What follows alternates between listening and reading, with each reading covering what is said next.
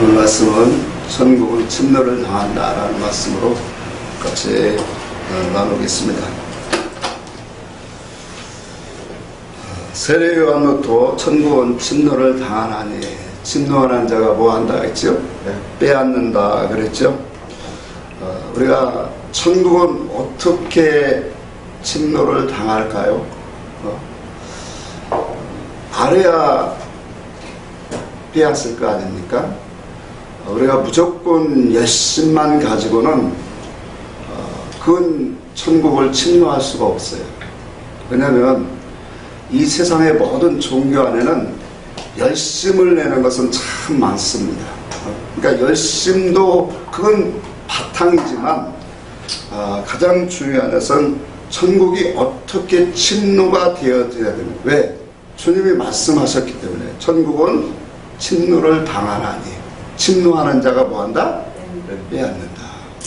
그러니까 어떻게 천국이 침노되어지고 그것을 우리가 빼앗으려면 어떤 사람이 되어야 되는가를 오늘 말씀을 통해 우리가 좀 알기를 원합니다. 여기에 이 말씀에 답을 우리가 좀 얻기 위해서는 주님이 하신 말씀들을 우리가 증거를 보여야 돼요.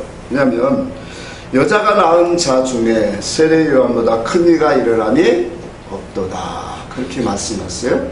그러니까 천국은 침노를 당한다라면서 그 천국의 침노를 얘기하면서 같이 지금 말씀하고 있는 이야기가 뭐냐면 그 위에 절에 여자보다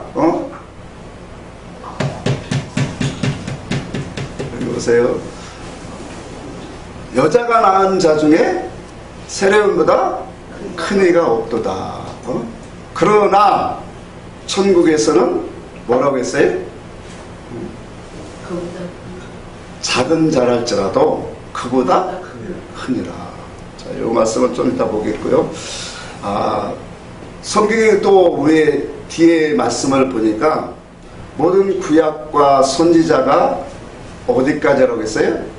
요한까지니. 자, 이 말은 세례 요한이 이 구약의 선지자의 마지막으로 오셨다라는 그런 결론을 주고 있죠. 그런데 중요한 것은 구약의 율법과 선지자가 무엇을 증거했느냐는 거예요. 우리가 많은 역사적이고 사건적인 내용들이 수없이 많지만 신약에 주님이 오셔서 증거하시기를 구약의 모든 역사는 다 나에 대한 증거다, 그렇게 말하고 있어요. 누가복음 24장에 특별히 율법과 시편에 기록한 모든 선지자뿐만 아니라 모든 말씀이 나의 때를 위하여 기록하였다라고 말씀하고 있어요. 그러면 예수 그리스도의 그 때를 위해서 구약의 모든 말씀들이 주셨다라고 하는 거예요. 그러면서 세례 요한을 뭐냐? 여자가 낳은 자보다 낳은 자 중에서 가장 큰 자라, 그렇게 말씀을 하고 있어요. 그러니까 이와 같이 예수 그리스도를, 이 율법과 선지자의 모든 말씀은 예수 그리스도에 관한 얘기라는 거예요. 근데 이 세례 요한을 보세요. 세례 요한은 예수님과 동시대에 나왔어요. 그리고 우리가 성경을 읽어보면 세례 요한과 예수님은 무슨 관계냐면 친척 관계예요. 친척 관계고, 태어나면서 자라나면서 야, 이분은 좀 특별하다, 이런 것을 아마 많이 받았을 거예요, 세례 요한도.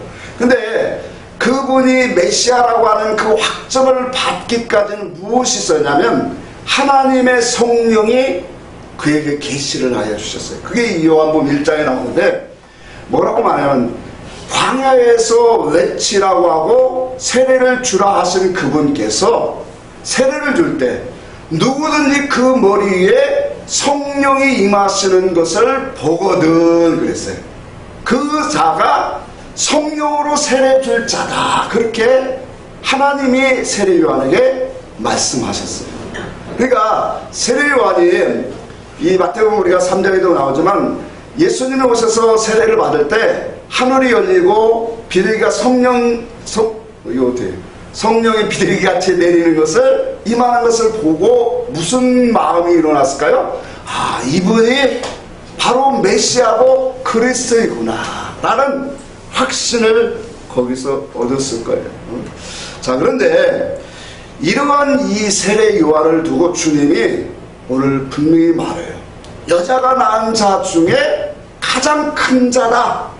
그런데 하늘에서는, 하나님의 나라 천국에서는 작은 자라도 이보다 크니라, 그렇게 말해요. 여러분, 이 말씀을 갖고 많은 사람들이, 혹자들이 그렇게 말해요. 야, 우리는 복음시대에 살고 있으니까 대단한 존재라고 그래요. 그러니까 구약의 이 세례요한보다 우리는 뭐하다? 천국에 가면 더 큰 자다.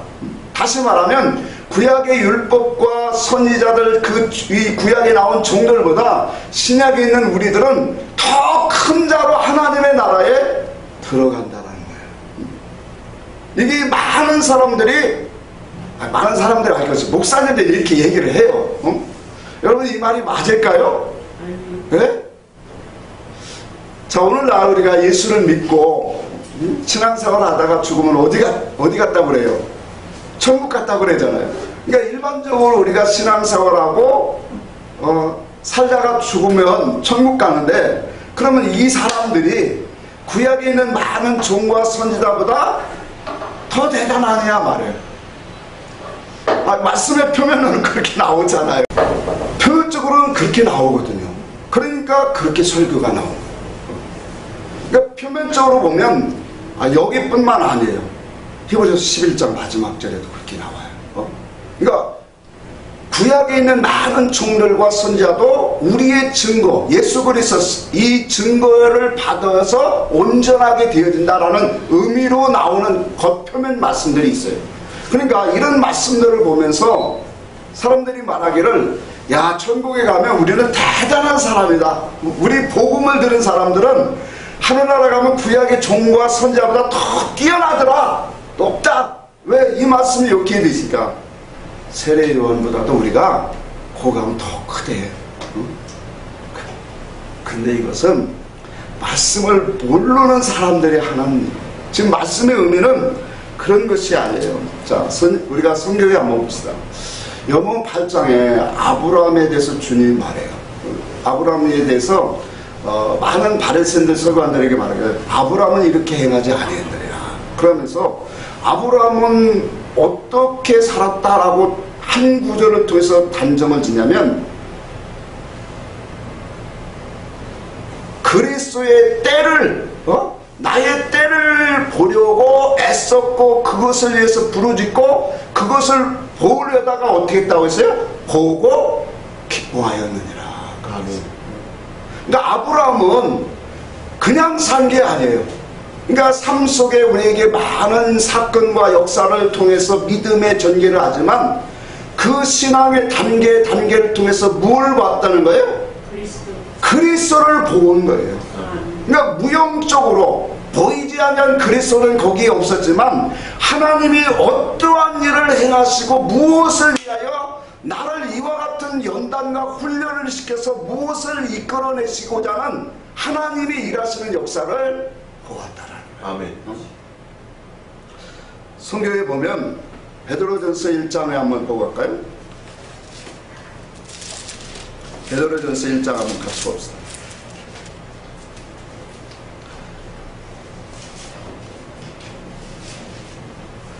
베드로전서 1장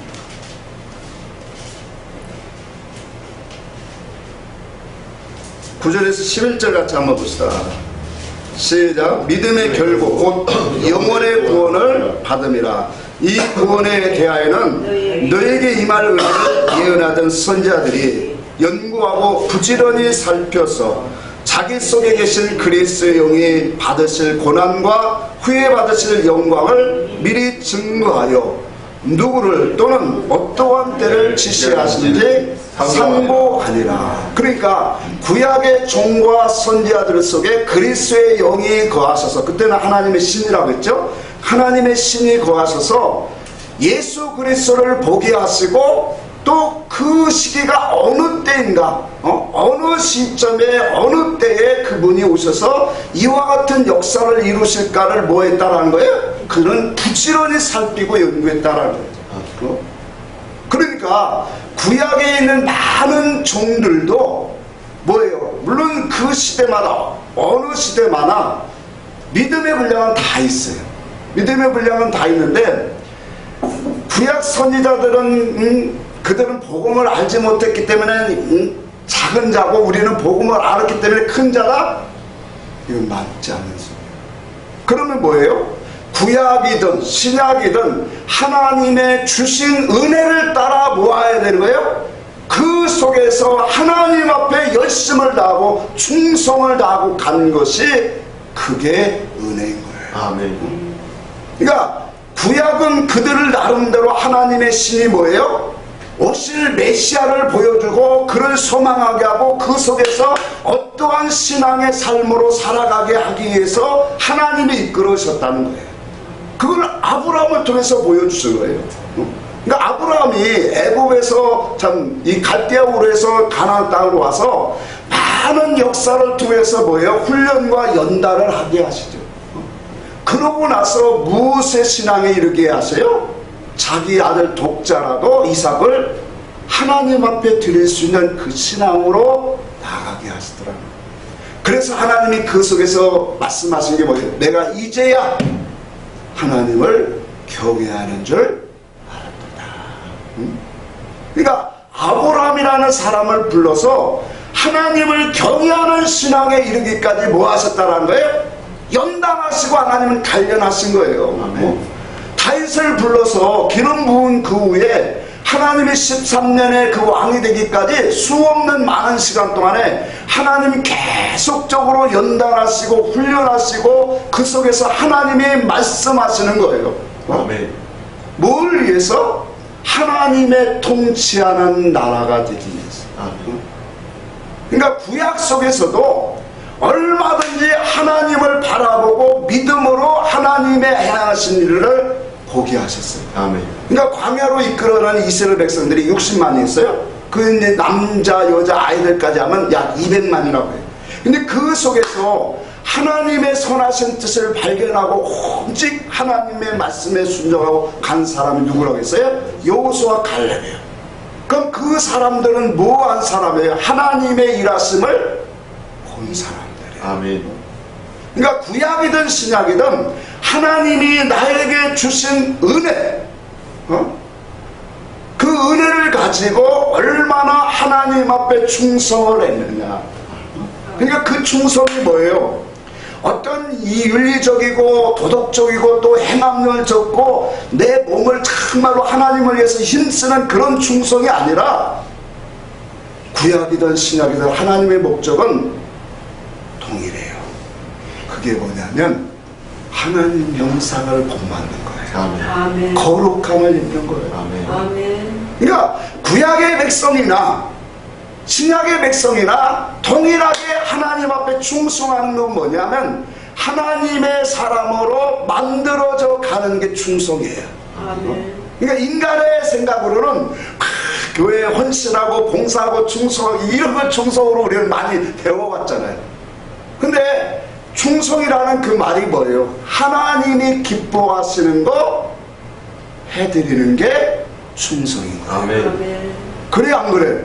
하나님이 기뻐하시는 일, 물론 우리가 교회 청소하고 이런 것도 다 충성이고 하나님 기뻐하시겠지만 가장 중요한 목적이 하나 딱 세워졌는데 그게 뭐냐? 나를 본받으라.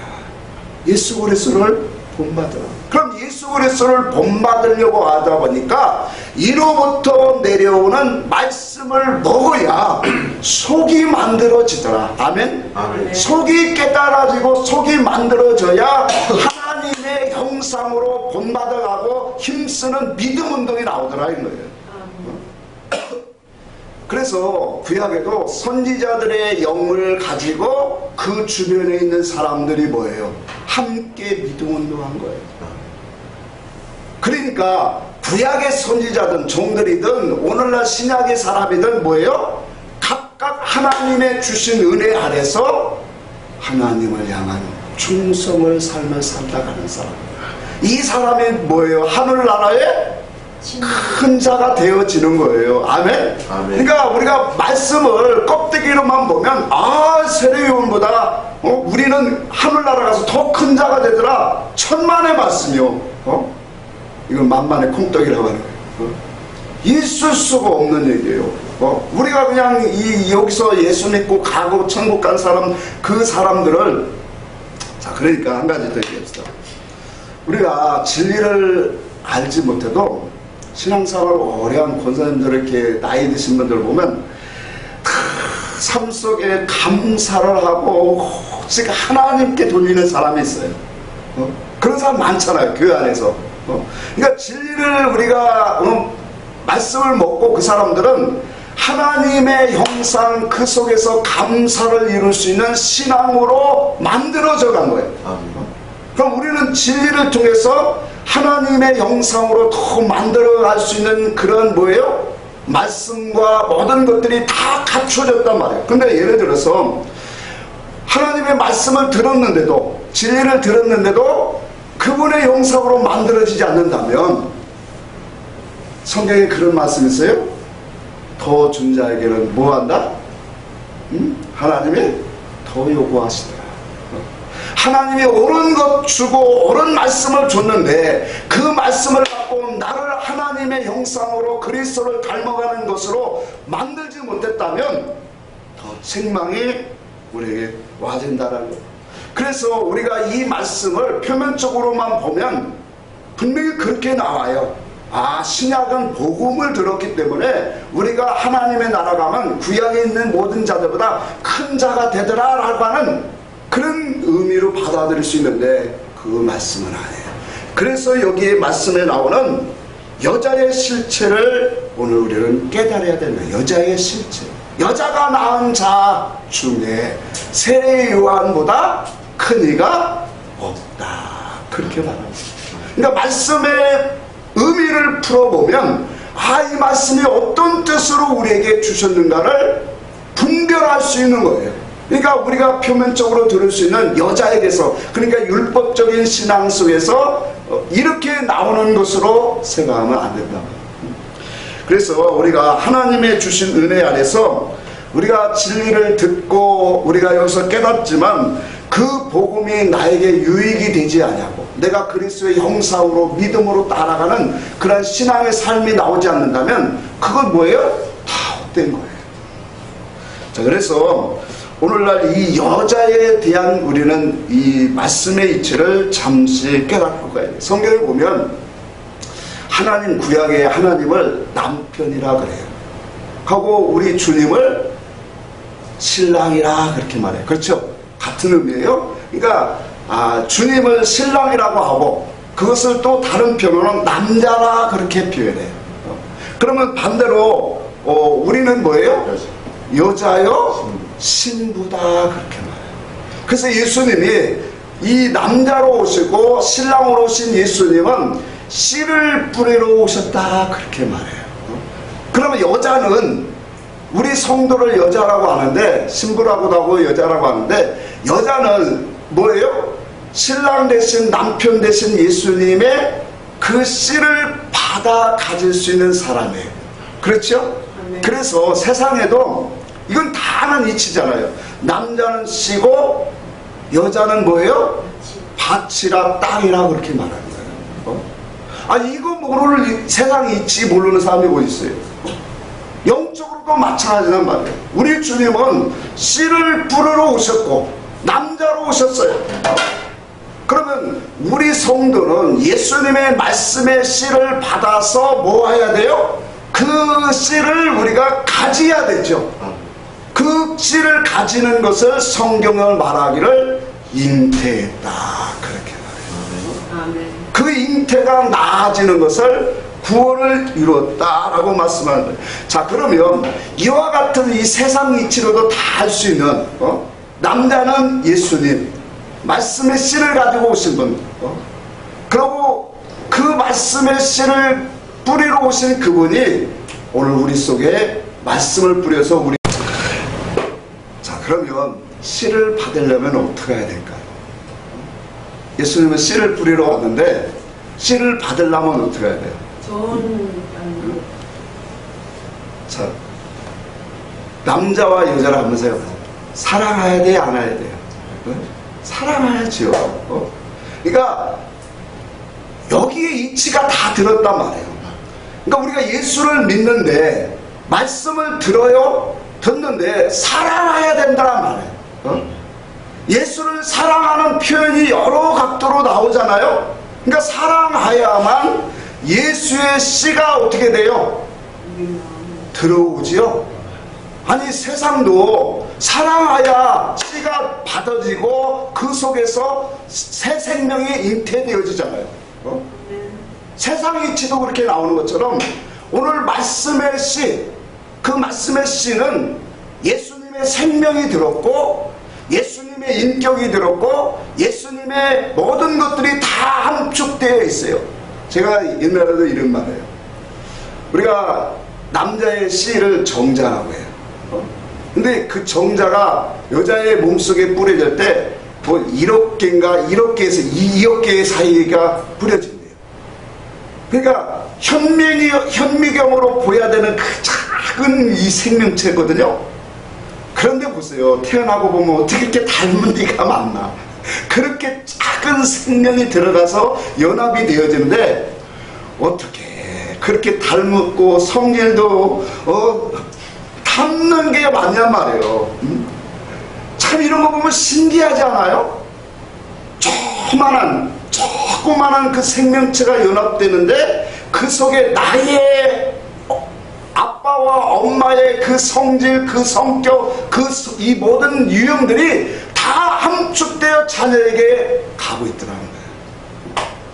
그러니까 우리가 하나님의 말씀을 듣고 그 말씀을 사랑하면 사랑하는 자에게 뭐 해야 돼요? 하나님의 말씀에 생명이 싹트기 시작하는 거예요. 아멘. 이건 간단한 거잖아요. 너무나도 간단해요.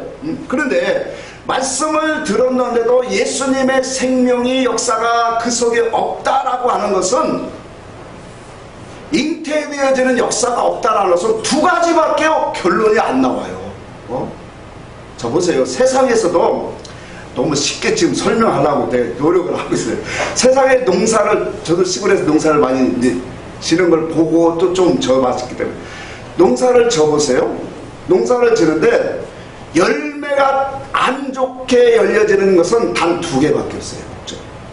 그게 뭐냐면, 하나는 씨가 안 좋던가, 그렇죠?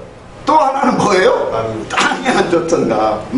열왕기하에 보니까 엘리사가 여리고 지방에 갈 때 그 지방 성읍 사람들이 엘리사에게 쫓아와서 선지자님, 하나님의 종이요, 이 마을은 정말로 땅은 좋은데 물이 좋지 않아서 곡식이 있기 전에 떨어집니다.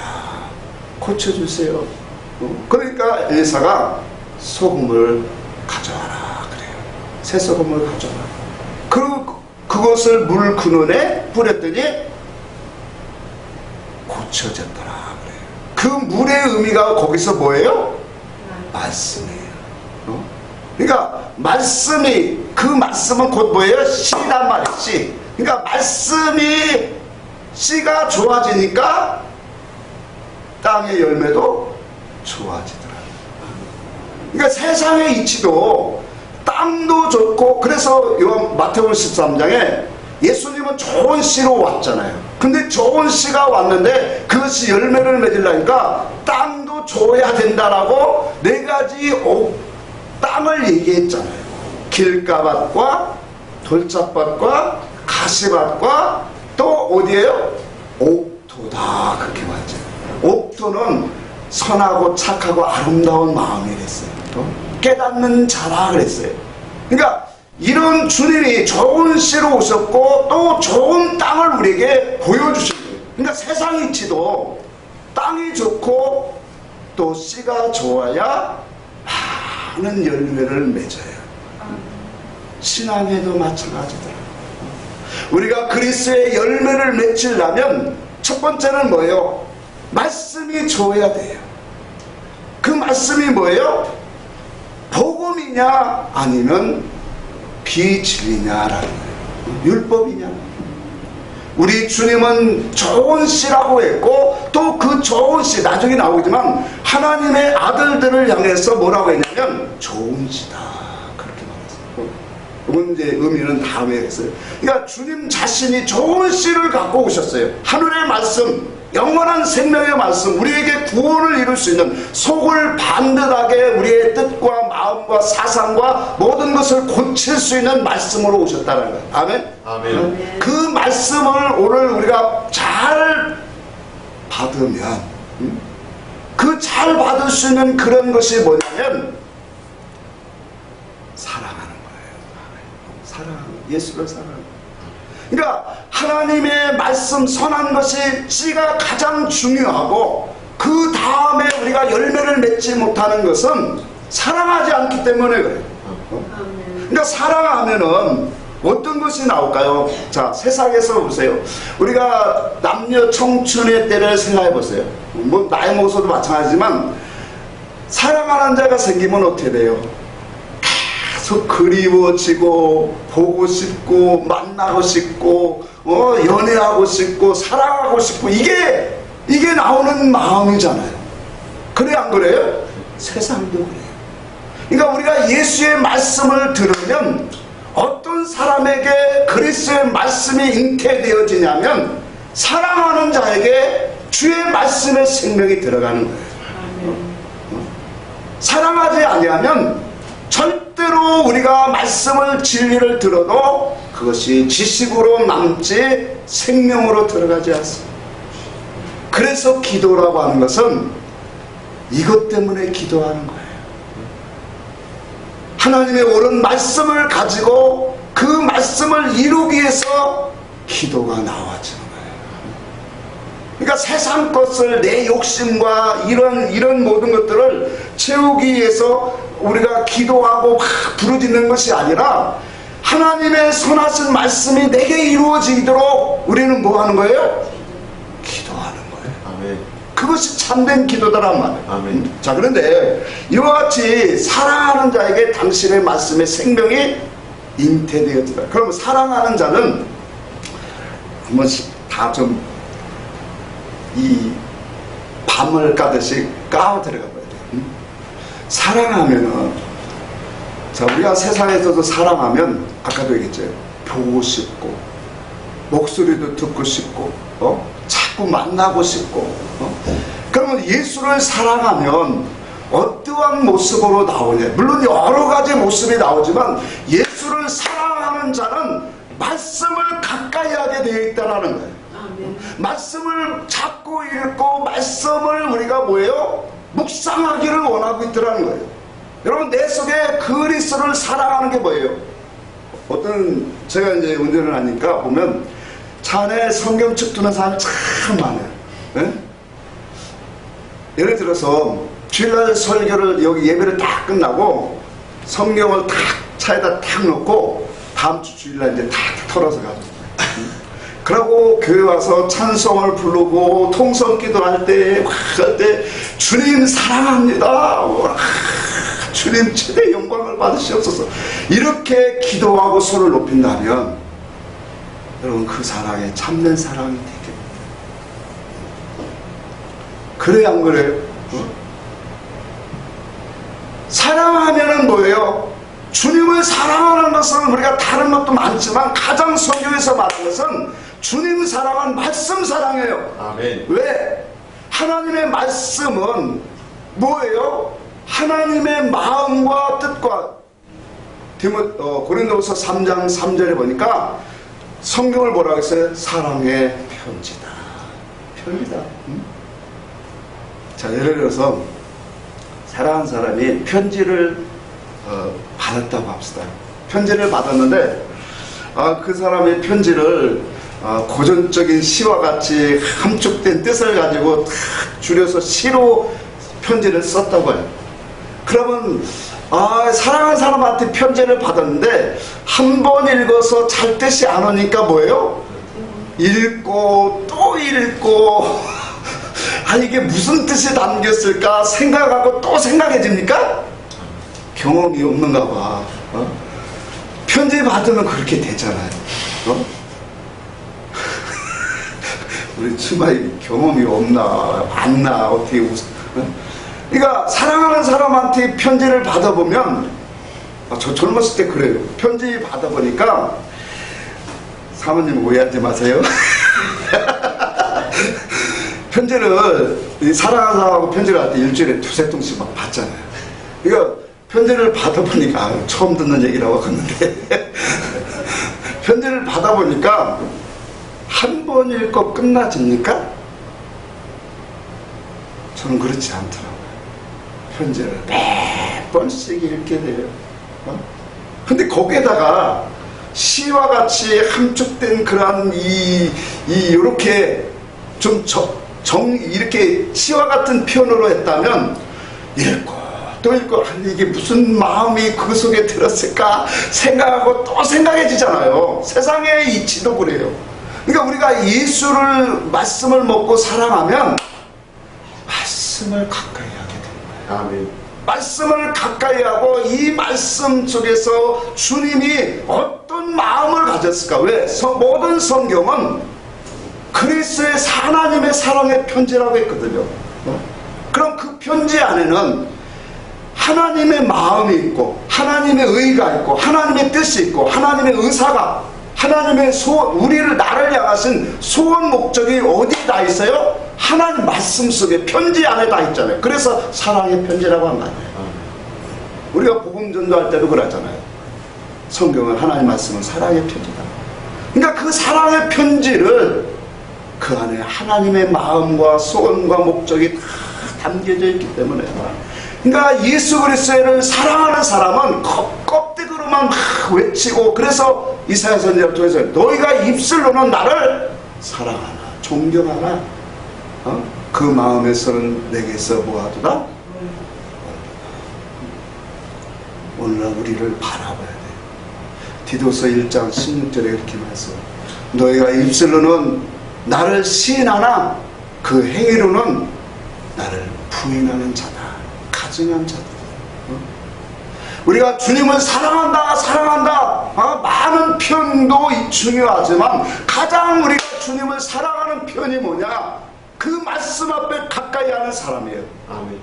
그 말씀을 우리가 읽고 그 말씀을 우리가 하나님 앞에 말씀을 묵상하면서 여러분 우리가 이 눈이 피곤해서 말씀을 많이 못 읽어도 이 동그라미에서 한 동그라미 소절은 읽을 수 있잖아요. 그러면 이 말씀을 주님이 왜 했을까요?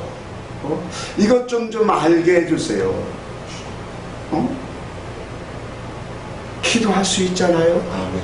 그렇죠? 아멘. 왜 이걸 중요하냐면 이 속에서 하나님의 사랑이 가장 크게 옵니다. 아멘. 아멘. 말씀 묵상하면서 하나님이 그것을 금방 한 번 읽어갖고 어떻게 하나님이 우리에게 은혜를 주세요? 왜 말씀을 읽으라고 하는 거예요? 말씀을 우리가 성경부터 처음부터 이 계시록까지 자꾸 1년에 그래도 1독이라도 하라고 하는 것은 그렇게 많이 쌓여져야 하나님 말씀을 읽다 보면 뭐예요? 그 말씀 속에 짝을 연결해 줄 수 있는 말씀을 찾을 수 있을 거 아니에요. 하나님의 뜻이 이루어지고 나는 성도니까 아니에요. 일을 하고 가는 사람은 오늘 말씀의 주제 천국을 침노하는 사람이에요. 아멘. 아멘. 하나님의 나라를 그 나라를 빼앗는 사람이다 말이에요. 어떠한 충성과 열심과 그런 헌신으로 하나님의 나라를 빼앗는다고 생각하지 말고 하나님의 지혜와 지식과 의사와 뜻을 내가 가져야만 이기는 자가 되어져요. 그것을 하나님은 가장 기뻐하더라고요. 아멘. 예수의 말씀이 없어도요 세상 이방인 사람들도 마음 착하고 선한 사람 많아요. 법 없이 산다고 하는 사람 수없이 많아요. 나는 예수 믿고 참 온순해져서 그것으로 하늘나라 간다고 하지 마세요. 그건 자기 의에서 나오는 온순이 될 수 있어요. 십자가를 통과하고 그 속에서 진리가 드러나서 정말로 예수의 그 성격과 성질로 바뀌어져 가는 사람. 그러니까 왜 우리에게 예수님이 씨를 뿌리나를 생각해 봐요. 씨를 뿌려야 잉태가 되어지고 그 잉태된 것이 수고의 해산의 수고를 통해서 자녀를 낳게 되어지더란 말이에요. 아멘. 이 과정을 통해서 하나님의 나라가 그 속에 이루어지고 넓혀져 가고 있더라는 거예요. 아멘. 그래서 요한복음 17장에 하나님과 그의 보내신 자 예수를 아는 것이 영생이니라. 왜 알아야 그만큼 구원이 이루어지기 때문에.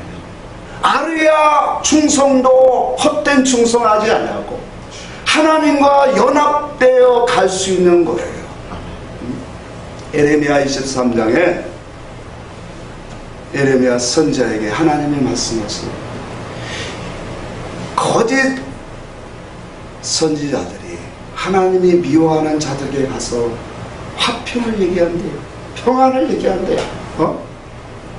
그러면서 뭐라고 하냐면 저들이 내 회의에, 나의 회의에, 하나님의 회의에 참여했더라면 이 백성들에게 이렇게 거짓된 것으로 가르치지 아니했어요.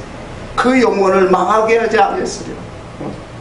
그러니까 우리가 하나님의 참된 말씀, 왜 우리가 진리를 추구하고 진리의 말씀을 드려야 되는 거예요? 그 말씀은 뭐예요? 하나님이 기뻐하시는 영적인 생명의 말씀이란 말이에요. 그 말씀을 듣고 아멘 하면 그 말씀을 묵상하고 우리는 생각해야 돼요. 다윗이 여호와의 말씀을 즐거워하여 그 말씀을 주야로 뭐하는 자로다? 묵상하는 자. 아멘. 묵상할 때 하나님의 뜻이 무엇일까요? 이 말씀을 통해서 나에게 주시고자 하는 뜻이 무엇일까요? 그 속에서 뭐예요? 하나님의 뜻이 오고 하나님이 나를 향하신 말씀이 나오더라는 거예요. 아멘. 여러분 이 말씀을 한번 경험한 사람은 얼마나 그 은혜가 풍성한가를 몰라요. 우리가 맨날 얘기하잖아요. 겉사람은 후피하고 우리의 속사람은 나로 새롭다라는 게 뭐예요? 이와 같이 하나님의 말씀의 생명을 먹고 그 속에서 묵상하는 사람들은 날로 새로워져 가는 사람이에요. 아멘. 하나님이 주시는 그 은혜가 옛날에 우리가 율법 안에서 믿었던 그 은혜는 비교할 수가 없더라니까요. 하나님이 주신 그 은혜가. 여러분 우리가 신약에는 뭐예요? 다 영적인 제사장이라고 하잖아요. 그래요 안 그래요? 영적인 제사장이니까 하나님과 우리가 다 만날 수 있는 그런 은혜를 십자가로 통해서 이루어 주신 거 아니에요? 그래서 우리가 하나님의 말씀을 예수를 사랑하면 말씀 앞에 엎드리는 거예요. 그렇다고 하루 종일 말씀 앞에 저도 그렇게 못해요. 짧은 시간일지라도 하나님의 말씀을 자꾸 묵상하고 읽고 그래서 말씀을 사랑하고 말씀을 가까이 하지 않는 사람은 그것이 안 되면 설교라도 자꾸 듣고 이게 아니면 우리의 영혼에 영적인 힘이 안 와요. 그러고 와서 아까처럼 일주일 내내 성경책 갖다 꼽아놓고 들고 와서 찬송은 참 잘하고 막 기도는 손을 들고 주여 삼창을 하면서 주여 사랑합니다. 그건 하나님 앞에 가증한 거예요. 그분의 뜻을 먹으셔야 돼요. 양식을 먹어야 돼요. 그분의 뜻과 의사와 마음이 우리 속에 오기 위해서 너는 말씀을 묵상하고 읽으라고 하는 거예요. 그렇게 가까이 하는 자에게 잉태되어지는 거예요. 이걸 설명하는 것이 계시록 12장이에요. 다시 한번 돌아가 봅시다. 자, 그래서 좀 정리를 하고 하면 사랑하야 뭐가 돼요? 잉태되어져요. 그러면 그 잉태되어진 것 따라 잉태되어졌다는 것은 예수님의 말씀의 뜻이 깨달음으로 내 안에 왔다라는 거예요. 예수님의 뜻이 내 안에 왔다라는 거예요. 아멘. 그러면 예수님의 뜻이 내 안에 와 있으면 이제 사랑하는 자는 뭐예요? 그의 해산의 수고를 통해서 나으려고 주님 내가 이길 수 있도록 도와주세요. 내가 구원 이룰 수 있도록 내 힘으로 되지 않습니다. 내 지혜, 내 방법으로 안 돼요. 구하라, 찾으라, 두드리라 그랬죠. 구하라고 하는 건 뭐예요? 참된 것을 무엇인가를 알기 위해서 구하라는 거고, 찾으라고 하는 것은 뭐예요? 진리를 찾으라고 하는 거고, 하나님의 뜻을 찾으라고 하는 거고, 그걸 찾으니까 뭐예요? 이제 나을 수 있도록 두드리라는 거예요. 하나님의 그리스도의 형상으로 아들을 낳기 위해서. 그래서 우리가 예수를 믿으면서 가장 큰 이적이 뭐냐면 이거예요. 12장 1절의 그 말씀에 우리가 지난 시간에도 갖고 왔는데 좀 자세히 보려고 해요. 하늘에 큰 이적이 있다 그랬죠. 큰 이적이 뭐예요? 해를 입은 여자예요. 여러분, 해를 입었다라고 하는 것은 진리를 입었다라고 하는 거예요. 하나님 예수 그리스도의 말씀을 입었다라는 거예요. 그러니까 이 세상에 가장 큰 이적 중에 가장 큰 이적이 뭐예요? 진리를 내가 깨닫는 거예요. 예수님의 말씀이 무엇인가를 깨닫는 것이 가장 큰 이적 중에 이적인 줄 믿으시기 바랍니다. 왜냐하면 세상적으로 여러분들이 이 벽을 고치고 어떠한 이런 역사를 봤다면 그건 뭐예요? 땅에서 우리의 생명과 이런 건강의 연장에 불과해요. 근데 진리를 우리가 입었다라고 하는 것은 만세와 만대로부터 감췄던 하나님의 그 역사, 그 비밀, 그 목적을 우리가 뭐 한 거예요? 깨닫는 거예요. 받는 사람이 된 거예요. 이거보다 더 큰 역사가 어디 있어요? 그러니까 육의 눈으로는 어떤 소경이 고침을 받고 문둥이가 깨끗함을 받고 앉은 배가 일어나고 말 못하는 사람 말하는 것이 크게 보여질지라도 영의 눈으로 보는 사람은 하나님의 참된 진리가 내게 깨달음이 왔구나. 요한복음 5장 25절에 있는 마침 아들의 음성을 듣는 자는 살아나리라. 아들의 음성이 어떤 음성인가를 나도 이제 알겠다. 이게 진리를 입는 거예요. 이거보다 더 큰 이적이 있을까요? 없는 거예요. 그래서 하늘의 영적인 높은 신령한 가장 큰 기적이 뭐냐? 성도가 진리를 입는 거예요. 진리의 말씀이 무엇이고 예수님의 말씀이 어떤 목적을 갖고 어떤 신앙으로 우리에게 이루어지는가를 그것을 깨닫는 것이 가장 은혜적인 은혜예요. 그러니까 이 해를 입은 사람이 어떤 고백이 나올까요? 나와 같은 사람이 무엇이갈래? 이와 같은 하늘의 것들을 알게 하십니까? 하나님의 것이 이 귀한 것을 내가 가질 수 있는 사람이 되게 하셨습니까? 라고 고백이 저절로 나오는 거예요. 누가 나오는 거예요? 해를 입은 사람. 여러분, 해를 입은 사람, 12장 1절 한번 읽고 갑시다. 시작. 하늘에 큰 이적이 보이니 해를 입은 여자가 있는데 그 아래 달이 있고 그 머리에는 12별의 관이 있었다. 자, 해를 입은 여자는 삶의 방향과 가치관이 분명히 이제 달라지게 돼요.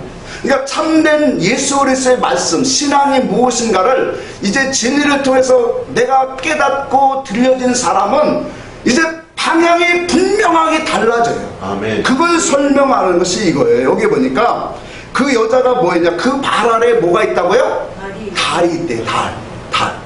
다른 성경을 뭐라 했어요? 시편에 보니까 증인된 달이다 그랬어요. 그러니까 우리가 해는 자체적으로 발광체잖아요. 근데 그 달이 반사해서 우리에게 밤을 땅을 여기에 비춰주는 것처럼 달은 그래서 뭐예요? 교회와 성도를 상징하더라. 예수님이 그랬죠. 너희는 세상의 소금이요 세상에 뭐하다? 빛이라. 다 같은 의미죠. 그러니까 새를 입은 사람의 그러한 신앙의 방향, 길은 뭐냐면 이거예요. 예수 따라가기를 원합니다. 아멘. 발이라는 것은 복음의 발이라고 했잖아요. 복음의 발. 그러니까 그 신앙의 길이 내가 예수 따라가기를 원합니다. 예수 닮기를 원합니다. 이게 달이 있다라고 하는 거예요. 예수의 형상을 닮기를 원합니다. 제자 되기를 원합니다.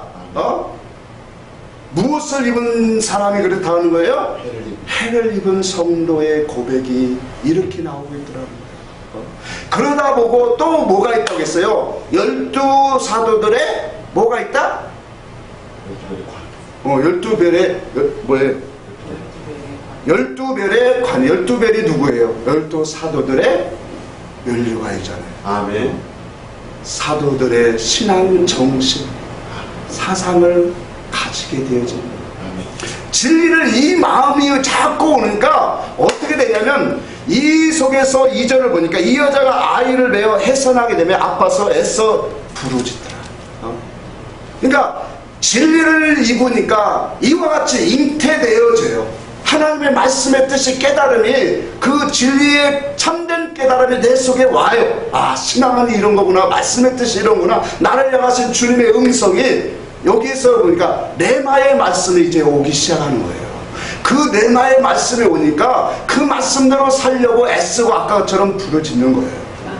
그런데 이 진리를 가지고 이 진리를 영접하고 듣는 사람은 하나님 앞에 이와 같은 은혜를 입은 사람들인데 이 사람들을 가만히 두겠느냐는 거예요. 마귀가. 마귀의 일은 뭐예요? 하나님의 아들이 그 속에 역사되지 못하게, 진리가 들어가지 못하게, 진리의 아들을 낳지 못하게 하는 거잖아요. 그 뒤에서 말씀이 그거잖아요. 용이 여자 앞에서 아이를 낳지 못하게 방해 공작을 하잖아요. 그러니까 진리를 잊고 여러 가지 방해 공작 시험과 연단이 수없이 와지는 거예요. 그래서 여자를 이제 광야로 보내서 거기서 진리로 온전하게 양육되기까지는 하나님 뭐 하는 거예요? 거기서 연단하시는 거예요. 그러니까 이와 같이 이 성도의 모든 모습을 통해서 아이를 낳으면 그 아이를 뭐라고 말씀하냐면 한번 봅시다. 자, 5절 한번 읽어봅시다. 자, 이 진리를 잉태하면 예수를 이 생명을 잉태하니까 마귀가 어떻게 하든지 진리 안에 우리가 온전하게 들어서지 못하도록 그렇게 방해 공작을 하더란 말이에요. 그런데 진리를 입은 사람은 분명히 승리합니다. 아멘. 아멘. 우리가 쓰러지고 넘어지고 여러 가지 방해 공작이 있어도 참된 것이 우리 안에 뿌려졌으면 나의 힘과 능력으로 이기는 것이 아니에요. 아멘. 결과적으로 그분이 내 안에서 이제 이길 수 있는 힘과 능력을, 지혜를 자꾸 공급하셔요. 이게 아멘. 광야의 말씀을 통해서 우리에게 공급하시는 하나님의 역사예요. 아멘. 그러니까 우리는 뭐예요? 그 말씀을 받고 사랑으로 아멘 아멘 하는 사람들은 결과적으로 어떻게 해요? 그리스도 안에서 항상 우리에게 이기게 하시는 하나님께 감사하는 사람이 돼요. 아멘. 5절 한번 읽읍시다. 그 여자가 아들을 낳으니 이는 장차 철장으로 만국을 다스릴 남자라. 그 아이를 하나님 앞과 그 보좌 앞에 올렸더라. 자, 이 여자가 아들을 잉태했어요. 예수의 생명을 잉태했어요. 예수의 생명을 잉태하고 해산의 수고를 통해서 낳으니까 그 아이를 뭐라고 했어요? 철장 만국을 다스리라. 하나님 앞과. 자, 만국과 철장으로 다스릴 그 속에 뭐라고 했어요? 가장 중요한 단어가 좀 나오기를 바라요. 예? 그렇죠. 남자가 되더라고요. 여자가 아이를 낳으니까 이게 뭐라고요? 남자아이라 이거예요. 자, 그래서 여자라고 하는 의미를 우리가 뭐였어요? 약한 자, 율법에 속한 자, 우리가 이 믿음의 이 어린아이와 같은 요괴 신앙을 여자라고 생각해요. 그래서 교회 안에 여자는 가르치는 것과 종용하는 것과 모든 것을 금하게 하고 영적인 도를 말한 거잖아요. 그러니까 이 여자가 해산에서 그 구원의 이치를 가지고 하나님 앞에 몸부림치면서 낳다 보니까 그 아이가 남자래요. 근데 그 남자는 신앙 사상적으로 뭐예요? 강한 자요, 싸워 이길 수 있는 자요, 이제는 뭐예요? 아들이요, 씨를 가진 신앙이 되더라. 씨를 가진, 그래서 이 아이가 뭐예요? 장차 하나님의 나라에 뭐예요? 철장 권세를 가지고 뭐 할 아이라? 만국을 다스릴 아이라. 여러분, 우리가 예수 그리스도의 생명 말씀을 가지고 잉태하고 그것을 자꾸 구원하면 그 구원 이루는 것을 가지고 뭐라고 해요? 그게 자녀를 낳았다. 남자아이다. 그 남자아이가 결과적으로 나의 이력이 되고 나의 신앙의 이력이 돼서 장차 하나님의 나라에 가서 뭐예요? 만국을 다스릴 수 있는 영광과 권세와 그런 나의 유업이 되어지더라. 아멘? 아멘. 그렇게 보여주는 거예요. 이 과정을 통해서 천국이 뭐 하는 거예요? 침노하고 빼앗는 것이다 라고 하는 거예요. 아멘. 이것이 없으면, 그러니까 어떠한 진리의 깨달음을 갖고 그 진리가 내 속에서 나아진다는 건 뭘까요? 그러면 예수의 마음과 사상으로 우리가 이 세상의 많은 사건과 역사 속의 부딪힘 속에서 예수의 마음과 사건으로 이런 것들이 내 마음과 영혼을 상처를 받지 않고 이길 수 있는 힘, 이게 뭘까요? 어떤 사건이 하나 딱 왔을 때, 특히 주일날 설교 들으면 설교한 저도 설교한 내용 갖고 비슷하게 그것을 시험해 볼 때, 그럼 그 시험 속에서 거좀 넘어가. 처음에는 자기도 모르고 넘어가. 들어보면 주일날 내가 이 설교했구나. 많이 경험함 속에서 이제 나오는 거예요. 그러니까 그 시험 속에서 이겼을 때 뭐예요? 내가 이 말씀을 갖고 인내하고 참고 이겨. 이게 뭐예요? 하나씩 아들을 낳는 거예요. 그리스도의 신앙 사상으로 낳는 거다. 그래서 중요한 게 이거예요. 여자가 아이를 낳으니까 남자가 이제 강건한 신앙으로 일었더라.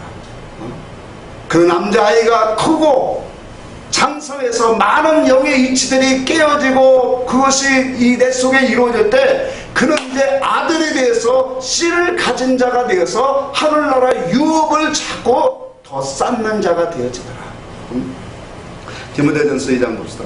그래서 우리는 다 여자예요. 신부예요. 그렇죠? 우리는 여자고 처음에 신부 여자로 우리는 출발해요. 그래서 우리는 예수 그리스도의 씨, 말씀의 씨를 가져서 우리가 어떻게 해야 돼요? 구원을 이루어 가야죠. 구원을 이루어 가야 된다. 디모데전서 2장 11절부터 봅시다. 볼 다음에 11절 한번 읽읍시다. 여자는 일체 순종함으로 조용히 배우라. 인간의 남자 여자 그거 말하는 거 아니에요? 도에 대한 얘기예요. 그러니까 여자는 신앙이 연약하고 육적이고 아직도 진리의 의의 말씀 단단한 것을 먹지 못한 사람이에요. 그렇죠? 그러니까 이 사람은 조용히 겸손하게 뭐해야 돼? 배워라. 그 뜻이요. 자, 12절로 보면 여자가 가르치는 것과 남자를 주관하는 것은 허락하지 아니하노니 오직 조용할지니라. 그렇지요. 당연하죠. 영적으로. 그래서 그 밑에 보면 아담이 먼저 지음을 받고 하와가 고우며 아담이 속은 것이 아니고 여자가 속아 죄를 받았습니다. 15절 같이 읽습니다. 시작. 그러나 여자들이 만일 정숙함으로 믿음과 사랑과 거룩함에 구하면 그의 해산함으로 구원을 얻으리라. 자, 여자는 이렇게 믿음이 연약한 사람이에요. 믿음이 연약할 때는 우리가 깨달음이 없을 때는 뭐예요? 말하고 듣고 행동하는 것이 뭐하다? 다 약한 것. 믿음이 어린아이와 같이 수준에서 신앙생활. 그러니까 내가 신분이 목사일지라도 진리를 깨닫지 않으면 결과적으로 뭐예요? 다 어린아이예요. 육의 그런 지식을 갖고 열심히 하나님 앞에 수고하는 거예요. 그러니까 진리의 지식, 그 지식, 왜 성경에 수없는 많은 사건들을 이렇게 많이 기록했을까요? 여기에 담겨진 구원의 이치가 있거든요. 구원의 이치가 내가 많이 쌓여져 봐요. 내게 어떤 사건이 와도 다 이길 수 있어요. 아멘? 아멘. 그거 우리에게 주시려고 이렇게 많은 다양한 사건 주신 거예요. 그러니까 우리 여자는 실수도 많고 연약하고 의의 말씀을 깨닫지 못하기 때문에 자기 중심으로 세상 중심으로 우리는 살아갈 수밖에 없는 우리를 이제 하나님 앞에 나와서 여기서 정숙함으로 경건함으로 하나님의 말씀의 도를 배우면 믿음에 거하기 시작하는 거예요.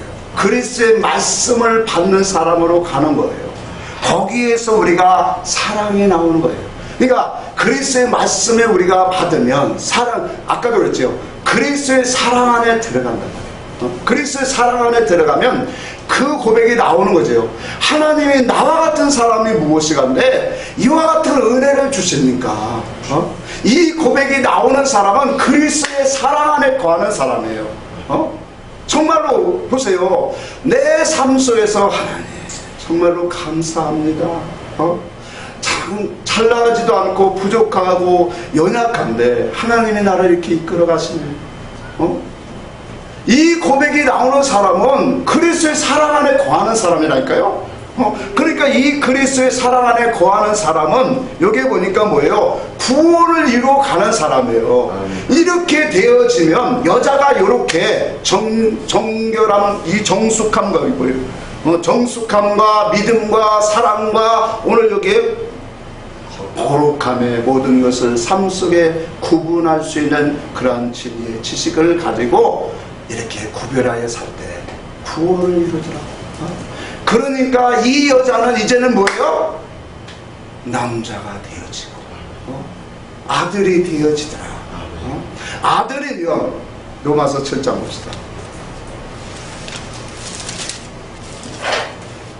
로마서 8장이죠. 로마서 8장.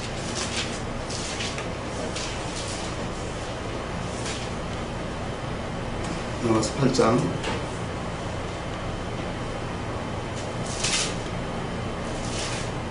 17절 한번 읽겠습니다. 같이 8장 17절 시작. 자녀이면 또한 상속자 곧 하나님의 상속자예요. 그리스도와 함께한 상속자니 우리가 그와 함께 영광을 받게 하여 고난도 함께 받아야 아들이며 아들이면 상속자가 되어지는 거예요. 그러면 그리스도와 함께 우리도 이 땅에 뭐예요? 고난도 받고 모든 것을 다 수용하고 그분의 뜻으로 살아가는 거예요. 그 속에서 우리가 뭐예요? 구원을 점점 높여가는 것이 바로 뭐예요? 천국을 빼앗는 것이다. 그러니 여자가 낳은 자 중에 세례요한을 가장 큰 자라고 했지만 천국에서는 뭐하다? 작다라고 하는 의미가 오늘 육신적인 그런 뜻에 있지 아니하고 뭐예요? 우리는 하늘나라에서 큰 자가 어떤 자인가를 오늘 말씀을 통해서 알아야 된다는 거예요. 아멘. 하늘나라에서 큰 자는 여자로 가는 신앙사상적으로 여자로 나아가는 자가 아니라는 거예요. 아멘? 아멘. 아들이 되어 남자가 되고 씨를 가진 아들이 되어서 그것을 씨를 우리가 가진 이것이 로마서 9장이에요. 그것도 한번 보고 말씀 마치겠습니다. 자, 씨를 가졌다는 것은 이기는 자라는 거예요. 이기는 자. 왜? 예수님이 씨를 가지러 오셨고 그 씨를 우리가 받아서 이제 생명이 잉태돼서 나으니까 그 남자아이가 이제 자라면 씨를 풍성하게 가져요. 그러니까 뭐예요? 모든 삶 속에 이기고 남을 살릴 수 있는 사람이 되더라. 자, 27절 봅시다. 27절에서 29절 봅시다. 9장 시작. 또 이사야가 가요 외치되 이스라엘 자손의 수가 비록 바다의 모래 같을지라도 남은 자가 구원을 받으리니 이 남은 자가 누굴까요? 씨를 가진 자. 아멘. 그 뒤에 나와요. 29절에 보니까 28절도 읽어보세요. 주께서 땅 위에서 이 말씀을 이루시고 속히 시행하리. 옛날 말씀에는 끝내시리라. 여러분 하나님이 왜 지금도 오래 참고 기다리신다고 했어요?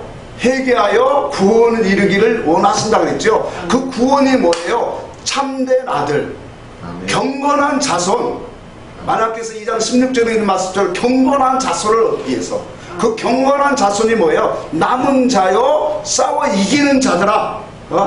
그러니까 이스라엘의 수가 바다모래 같을지. 바다모래라고 하는 것은 육적인 성도들 말하잖아요. 그래서 마태복음 7장에도 모래 위에 지은 집이라고 한 거예요. 그러니까 그 수가 바다 모래 많을지라도 오직 남은 자만 뭐하리라? 구원을 받으리니 이기는 자가 돼야 된다는 거예요. 그래서 30절에 그렇게 말한 거예요. 같이 29절 시작. 또한 이사야가 미리 말한바 만일 만군의 주께서 우리에게 씨를 남겨두지 아니하셨더라면 우리가 소돔과 같이 되고 고모라와 같으리라. 함과 같으리라. 아멘. 씨를 주시는 자예요. 씨를 가진다라는 게 뭐예요?